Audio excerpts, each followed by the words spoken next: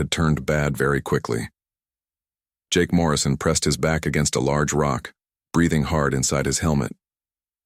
His hand shook as he gripped his rifle. Sweat ran down his face and stung his eyes. He could hear the screams of wounded soldiers and the sharp crack of plasma weapons firing in the distance. This mission was supposed to be simple. Get in, destroy the enemy base, and get out. But nothing had gone as planned. The Kresh had been waiting for them. They knew the human and Vrelnari forces were coming. The ambush hit hard and fast, cutting through the Allied troops like a knife through paper. Jake had watched friends die in the first few minutes. Good soldiers who had families waiting back on Earth. Now their bodies were just more debris on this godforsaken planet. All units fall back to the extraction point. The voice of Sergeant Claire Hoffman crackled in Jake's ear. This is a full retreat. I repeat, full retreat. Get to the transports now. Jake looked around the rock. He could see other soldiers running toward the landing zone about 200 meters away. Big transport ships were already touching down, their engines kicking up huge clouds of red dust. Some ships were already lifting off, packed with wounded and survivors. The Kresh were closing in fast. If anyone missed those ships, they would be left behind to die or worse, be captured. He got ready to run. His legs felt like jelly, but fear and training pushed him forward. Then something caught his eye. Movement near a destroyed supply truck about 50 meters to his left. Jake turned his head and his breath caught in his throat. It was a Vrelnari soldier, one of the aliens fighting on humanity's side. The creature was huge, maybe 7 feet tall, with blue-gray skin that looked almost like stone. He had 4 arms, but one of them hung limp and useless. Dark purple blood covered his chest and legs. The Vrelnari was trying to crawl toward the extraction point, but he was too weak. He collapsed against the truck, his large crystalline eyes looking around desperately. Jake saw other human soldiers running past the alien. They glanced at him but kept running. Nobody stopped. Nobody even slowed down. The Vrelnari were allies, sure, but when death was chasing you, most people only thought about saving themselves. Jake understood that. He felt the same pull to run, to survive, to get on one of those ships before they left without him. The Vrelnari's eyes locked onto Jake's. Even across the distance and through different species, Jake could read the emotion in those alien eyes. Pain, fear, and something else. Acceptance. The alien knew he was going to die here. He knew the humans were leaving him behind. Morrison, move your legs right now. Hoffman's voice screamed in his ear. The last transport leaves in 2 minutes. Get here now or you're staying forever. Jake's mind raced. 2 minutes. He could make it if he ran now. The extraction point wasn't that far. He was young and fast. He could survive this, go home, see his family again. His little sister Katie, who sent him messages every week. His mom, who worried about him constantly. His dad, who told him to always come back alive. But he would have to run past that dying alien. He would have to leave him there to die alone on this red wasteland. The Vrelnari had fought beside humans for 3 years now. They were strange creatures with weird customs and a language that sounded like rocks grinding together. But they bled for the same cause. They died fighting the same enemy. This particular alien had probably saved human lives today. Maybe he had covered someone's retreat. Maybe he had pulled a wounded human to safety before getting hit himself. And now he was being abandoned. Jake made his decision in a heartbeat. He burst from behind the rock and sprinted toward the Vrelnari. Plasma bolts immediately started flying past him. The Kresh had spotted his movement. Energy blasts hit the ground near his feet, superheating the dirt and sending up small explosions. Jake zigzagged as he ran, using every trick he had learned in training. Morrison, what are you doing? Hoffman's voice was furious now. That's an order. Get to extraction. Jake ignored her. He slid to a stop beside the wounded Vrelnari, his boots kicking up dust. Up close, the alien was even bigger than he looked from a distance.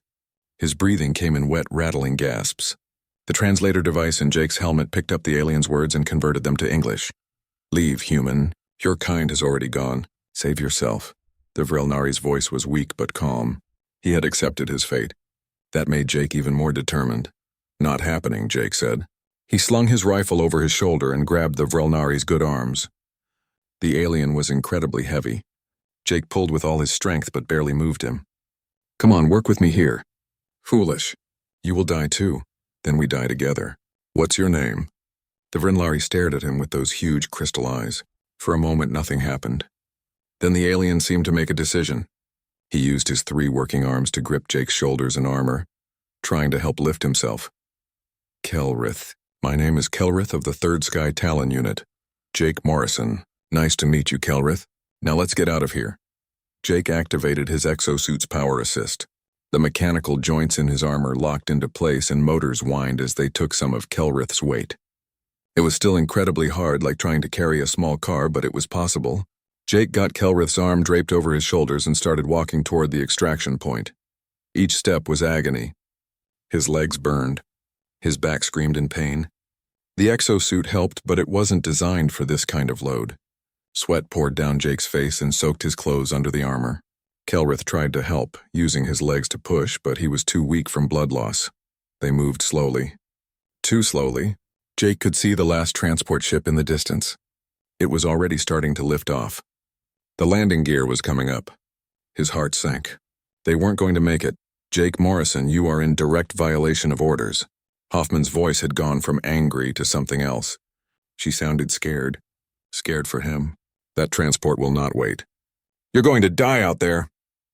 Jake wanted to answer, but he needed all his breath for moving, 1 foot in front of the other. Don't stop. Don't think about the transport leaving. Don't think about the Kresh soldiers getting closer. Just move. Kelrith made a sound that might have been Vrenlari laughter. Humans are crazy. I have heard this. Now I believe it. You have no idea. Jake gasped. The transport was 50 meters away now and rising fast. Its engines roared and pushed burning hot air down at them. Jake could see faces in the open bay door. Human soldiers watching him struggle across the battlefield with an alien on his back. None of them were doing anything to help. Then one figure moved. A man in lieutenant's armor stepped to the edge of the bay door. Jake recognized him even at this distance. Danny Pierce, one of the few officers who actually gave a damn about the soldiers under him. Danny's hand slammed down on a control panel. The transport's engines stuttered. The ship stopped rising. It hung there in the air, maybe 10 meters off the ground, engines fighting against the emergency override that Danny had activated. Come on, Morrison. Danny's voice cut through the chaos. I'm not leaving without you. But you better run faster because I can't hold this bird forever. Jake found strength he didn't know he had. He pushed harder, his legs pumping, the exosuit motors whining in protest. Kelrith gripped tighter, pulling himself along with Jake. Together they covered the last 30 meters in what felt like hours but was probably only seconds. Danny reached down with both hands. Other soldiers finally moved to help, grabbing Jake's arms and Kelrith's body. They hauled both of them into the transport bay just as the engines reached critical temperature. The moment they were inside, Danny released the override and the ship shot upward like a rocket. Jake collapsed on the metal floor, his whole body shaking. Kelrith lay beside him, purple blood spreading across the deck. Medics rushed over to the alien, working quickly to stop the bleeding. Jake just lay there, trying to remember how to breathe normally. Danny knelt beside him, his face serious behind his helmet's visor. You're either the bravest person I've ever met or the dumbest. Maybe both, Jake managed a weak smile. Thanks for waiting. Thank me later. Right now we need to worry about what Hoffman's going to do to you when we get back to the station. As the transport climbed toward orbit, leaving the red battlefield behind, Jake looked over at Kelrith. The alien's eyes were closed, but he was still breathing. The medics seemed confident they could save him. Jake had no idea if he had done the right thing. He had violated orders, endangered the transport, and probably destroyed his military career. But he had also saved a life. That had to count for something.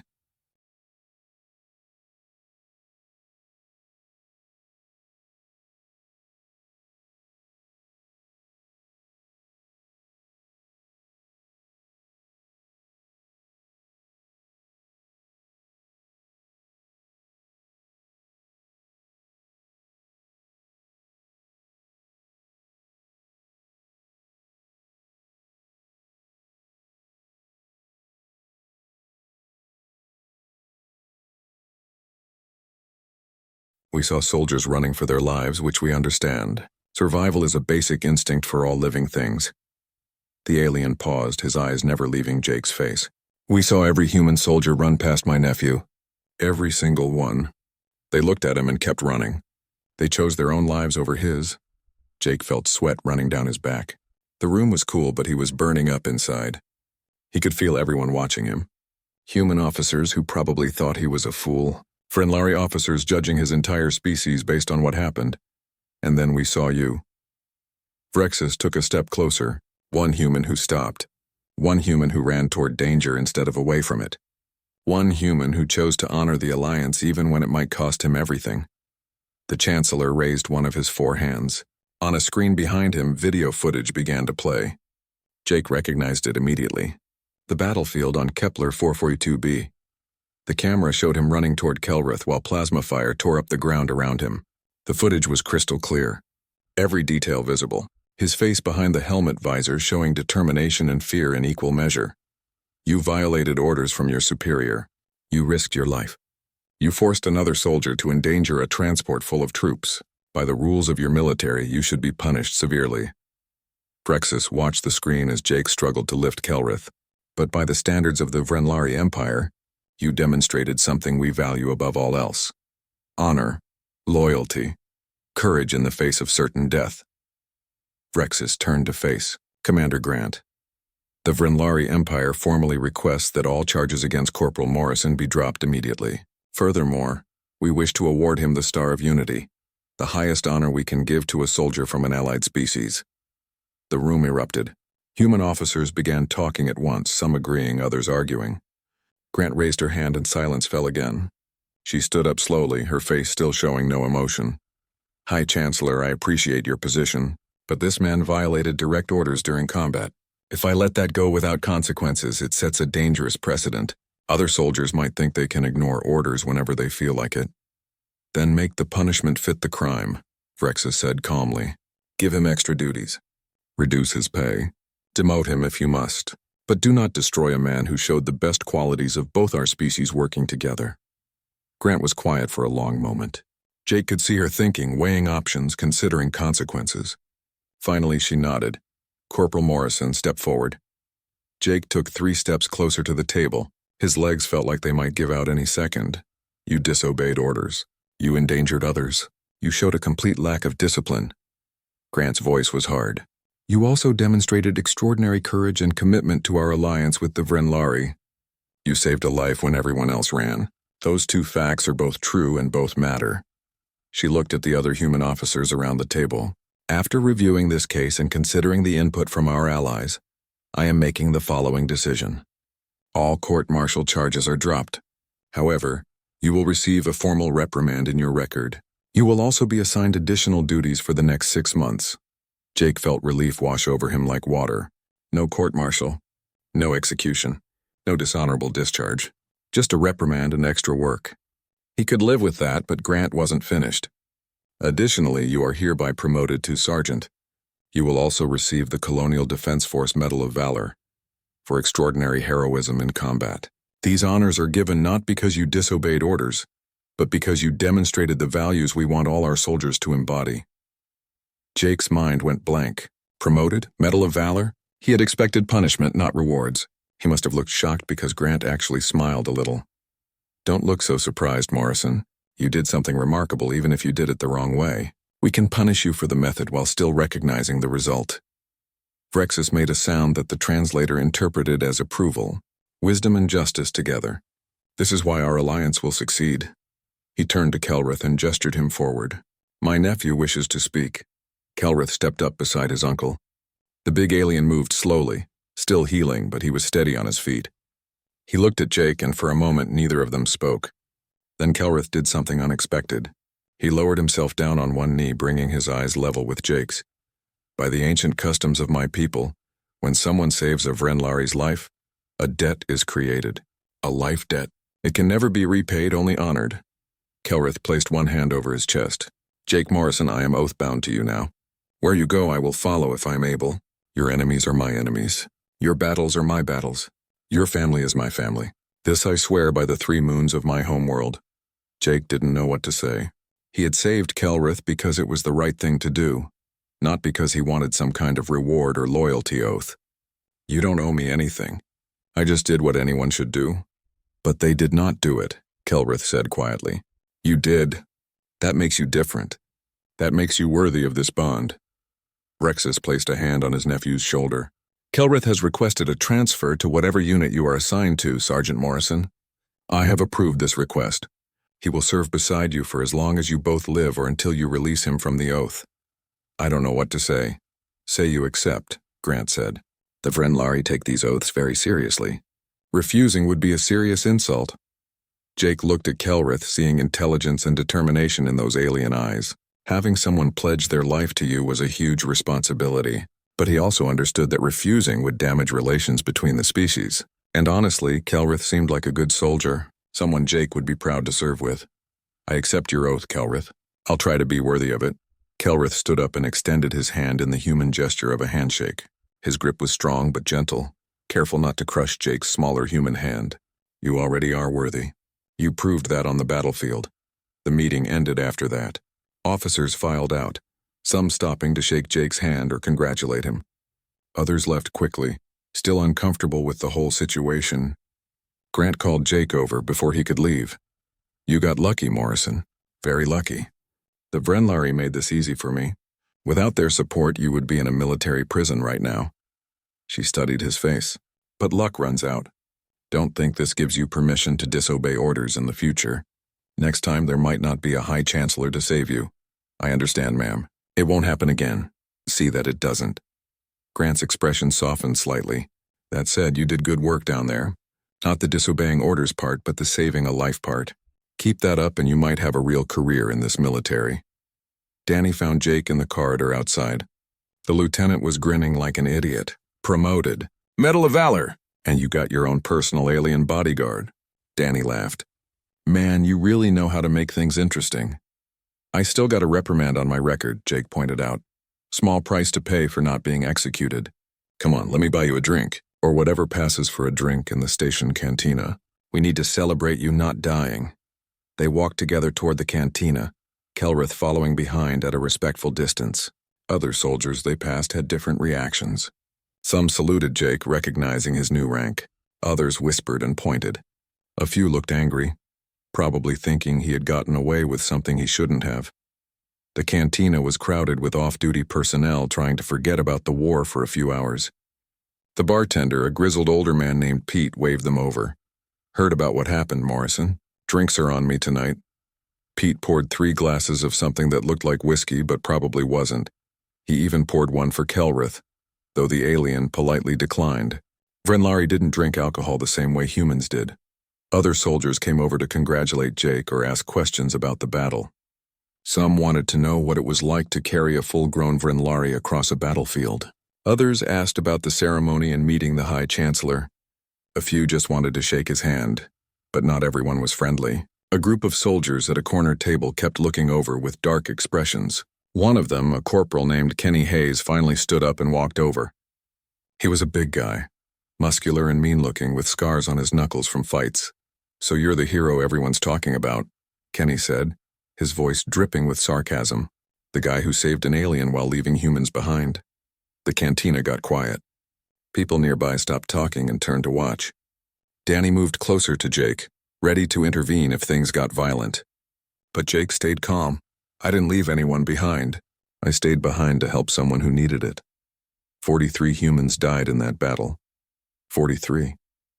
But you risked a whole transport to save one alien. Kenny stepped closer, trying to use his size to intimidate. Some of those dead soldiers were my friends. Maybe if you had gotten to the transport faster, it could have gone back for more people. Ever think about that? The words hit hard because Jake had thought about it many times.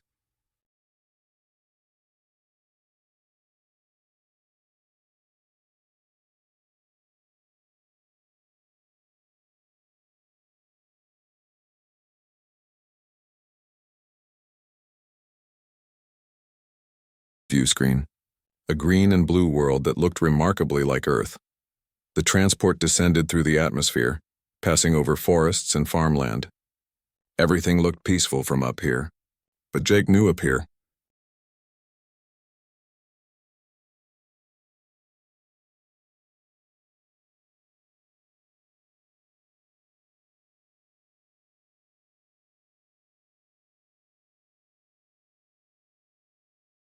Rush. Just silence and the sound of their footsteps on fallen leaves. The first settlement, a place called Riverside, was 3 hours north of the colonial capital. They approached carefully, using the trees for cover. Jake signaled for the squad to halt about 100 meters from the edge of town. Through his binoculars, he could see houses and buildings. Everything looked intact. No signs of fire or battle damage, but no movement either. No lights in windows. No smoke from chimneys. The town looked like a photograph, frozen and lifeless. Bobby, take point with Kelrith. Advance slowly and watch for traps. Everyone else, standard formation. Stay alert. Jake's heart pounded in his chest. This felt wrong. Very wrong. They entered the town from the east, moving between buildings with weapons raised. The silence was overwhelming. Jake had been in war zones before, seen destroyed cities and battlefields. But this was different. There was no destruction, no bodies, no blood, just emptiness. The first house they checked was unlocked.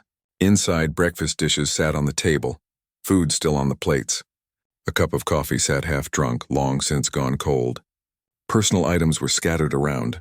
Clothes, books, children's toys, but no people.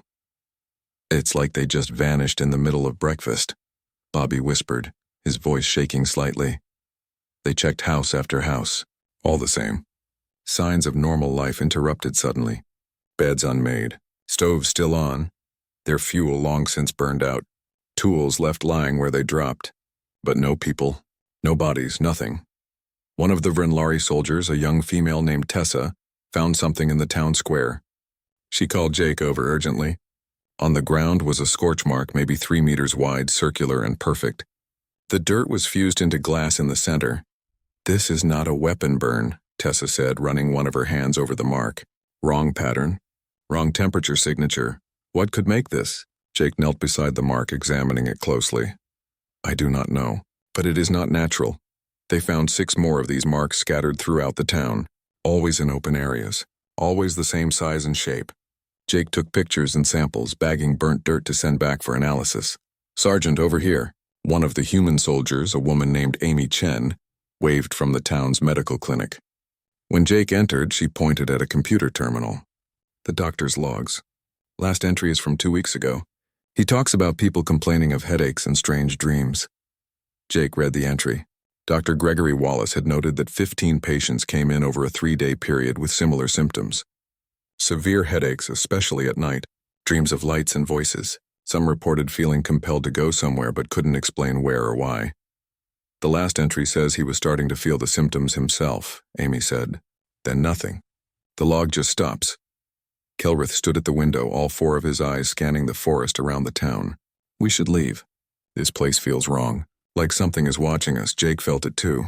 That crawling sensation on the back of his neck. The primitive part of his brain screaming that predators were near. Agreed, we've learned what we can here. Let's move to the second settlement. As they left Riverside, Jake radioed back to Captain Cole, who had positioned the Prairie Dancer in orbit for quick extraction if needed. We've found the first settlement abandoned. No bodies, no signs of struggle. Strange burn marks on the ground and reports of headaches and dreams before people disappeared. Moving to Settlement 2. Copy that, Sergeant. Be careful down there. I don't like the sound of this. The second settlement, Oakwood, was 10 kilometers to the northwest. The squad moved through the forest in tense silence. Jake rotated point position every 30 minutes, keeping everyone alert. The forest remained unnaturally quiet. Not even insects made noise.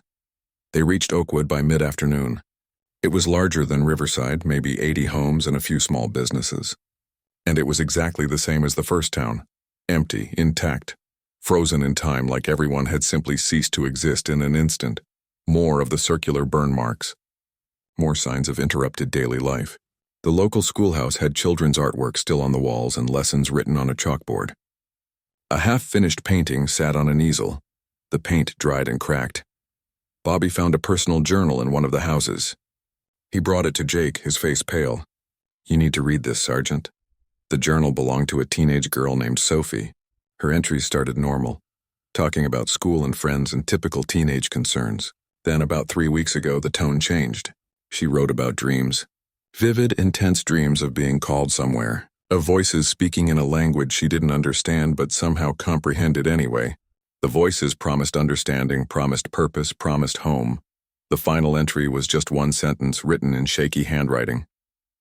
I have to go to them. They're waiting in the field. What field? Jake muttered, looking at the map. There were agricultural fields all around the settlements. Could be anywhere. Tessa called out from outside. Sergeant Morrison, I found a trail. Many footprints, all heading north. The trail was clear once you knew to look for it. Dozens of footprints, both human and Vrenlari, all heading in the same direction. Men, women, children, all walking north into the forest. The trail was weeks old but still visible. They walked away, Amy said in disbelief. All of them just walked into the forest, following whatever called to them in the dreams, Jake finished. His mind raced. What could make entire settlements of people just walk away from their homes? Some kind of mind control? Alien technology? Nothing in his training prepared him for this. Kelrith knelt by the trail, examining the footprints with practiced eyes. They walked calmly. No running, no panic. See how the steps are even and measured? They went willingly, or they thought they were going willingly, Jake said.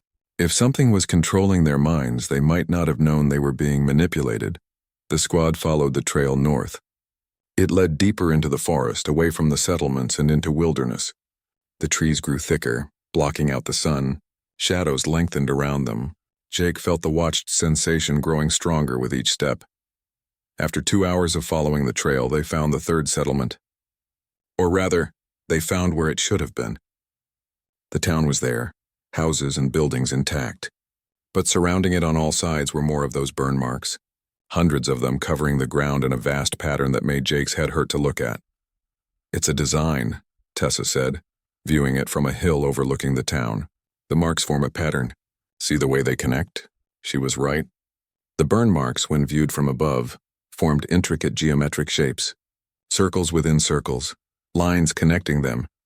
Symbols that meant nothing to Jake but clearly meant something to whoever made them.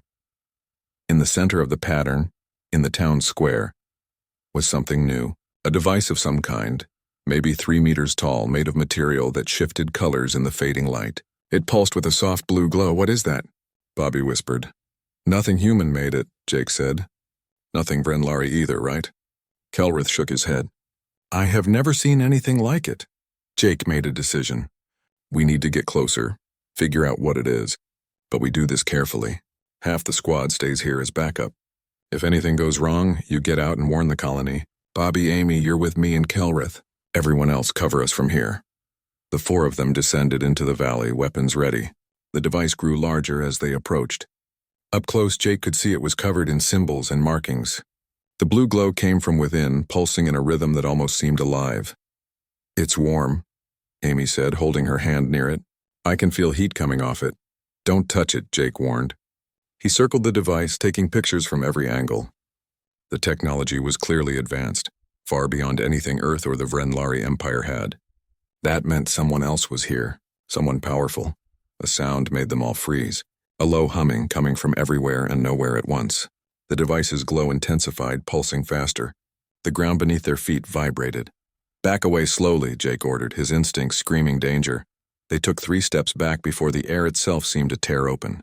A rift about 2 meters wide appeared next to the device. Through it, Jake could see somewhere else. A vast chamber filled with people, hundreds of them, maybe thousands, all standing perfectly still, faces blank, eyes open but seeing nothing. And standing among them were beings that made Jake's blood run cold. Tall skeletal creatures with too many joints in their limbs, skin that looked like polished metal, eyes that glowed the same blue as the device. They moved among the people like farmers checking crops, touching foreheads, examining them. One of the creatures turned toward the rift, toward Jake and his squad. Its eyes locked onto them, and Jake felt something try to push into his mind. A presence, cold and alien, attempting to take control. Close your eyes. Don't look at it, Kelrith shouted, grabbing Jake and pulling him back. Jake squeezed his eyes shut, but he could still feel the presence pushing, probing, looking for a way in. His head erupted in pain. Beside him, Amy screamed, Bob.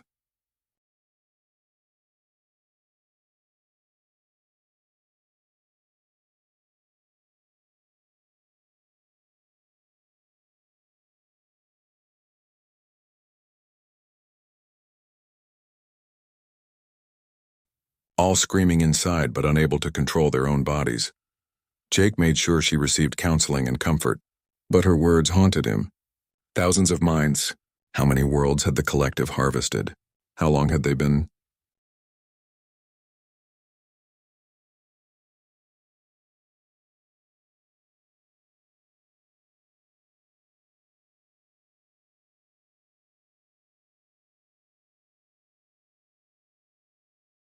collected to Fleet Command?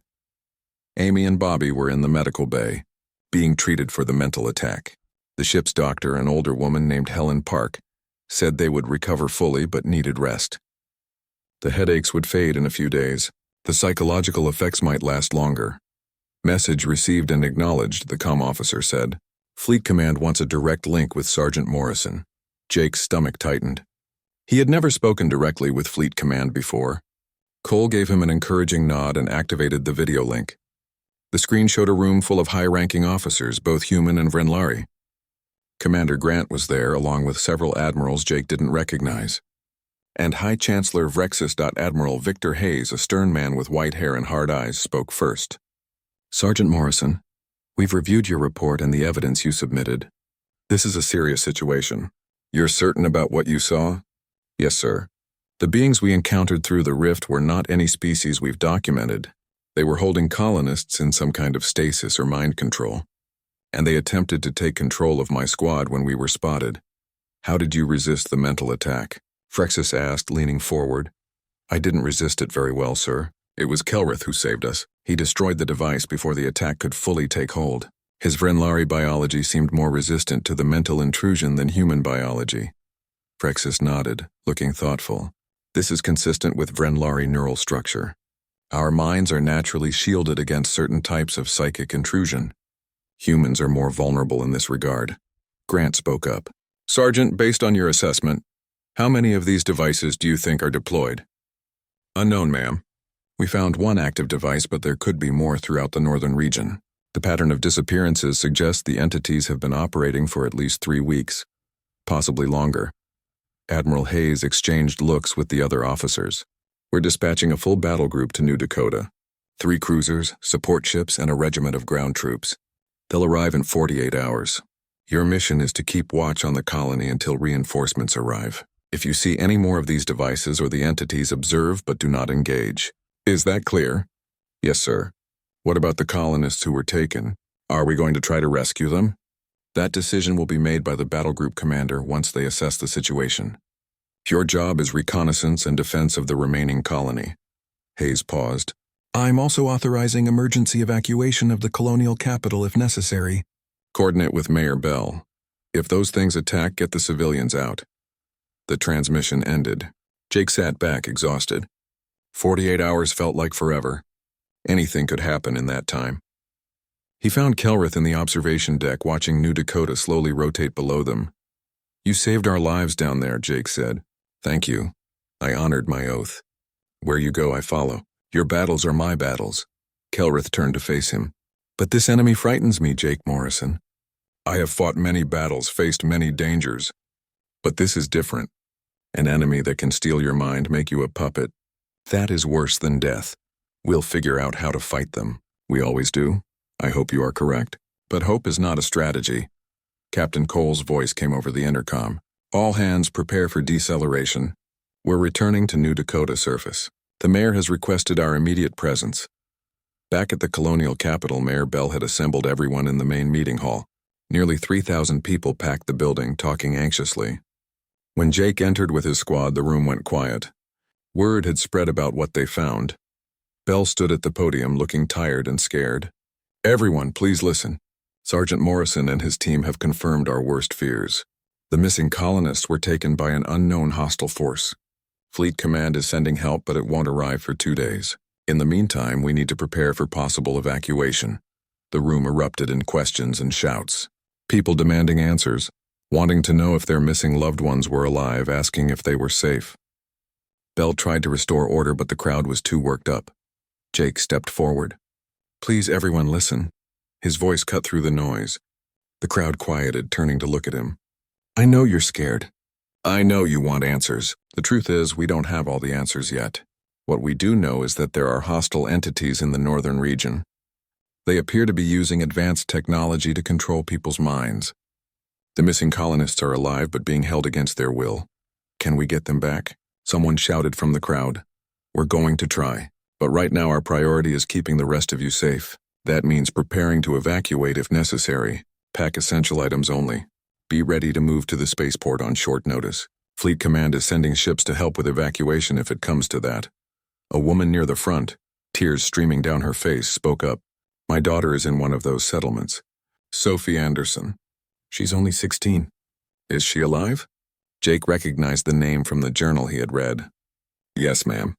I believe she is. When we saw the colonists through the rift, they appeared physically unharmed. The entities seemed to want them alive. For what purpose? An older man asked. We don't know yet, but we will find out, and we will get them back. Over the next day and a half, Jake's squad worked with the colonial security forces to set up a defensive perimeter around the capital. They placed sensors in the forest to detect any approaching threats. Captain Cole kept the Prairie Dancer in low orbit, ready for quick evacuation.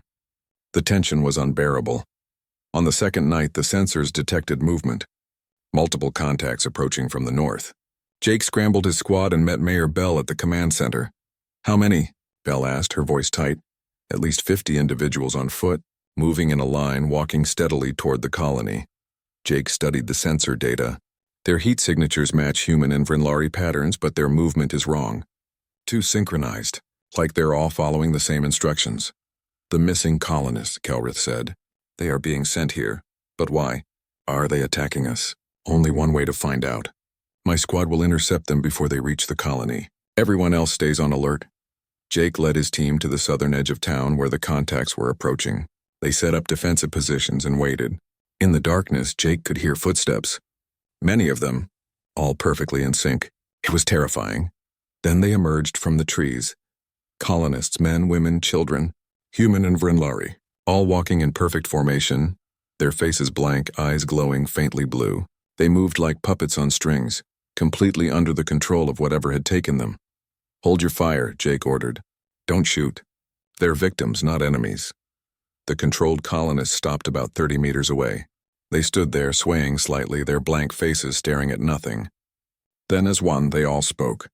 The same words came from every mouth in perfect unison. The voice was wrong, layered with something inhuman underneath. You will join us. Resistance causes pain. Acceptance brings peace. You will be made whole. You will serve the collective. Who are you? Jake shouted. What do you want? We are the collective. We are one mind, one purpose. We harvest worlds. We take the useful and discard the rest. You are useful. Your species, both of them, possess qualities we desire. You will be integrated, Kelrith stepped forward. Release these people. They are under the protection of the Vrinlari Empire and Earth's colonial defense force. The controlled colonists laughed, all of them at once creating a horrible chorus. Your empires mean nothing. Your weapons cannot harm us. Your minds cannot resist us. In 2 cycles we will come for this settlement. You will join the others. Resistance causes pain. Acceptance brings peace. Then they all collapsed at once, dropping to the ground like their strings had been cut. Jake rushed forward with his squad, checking the fallen colonists. They were alive but unconscious. Whatever had controlled them had released them. Get them to the medical center, Jake ordered. Carefully. We don't know if they're still dangerous. As the colonists were carried away, Jake contacted Captain Cole. The collective just delivered a message. They're coming for the colony in 2 days. We need those reinforcements now. They're still 12 hours out minimum. Can you hold that long? We'll have to. Jake spent the rest of the night fortifying defenses and organizing evacuation plans.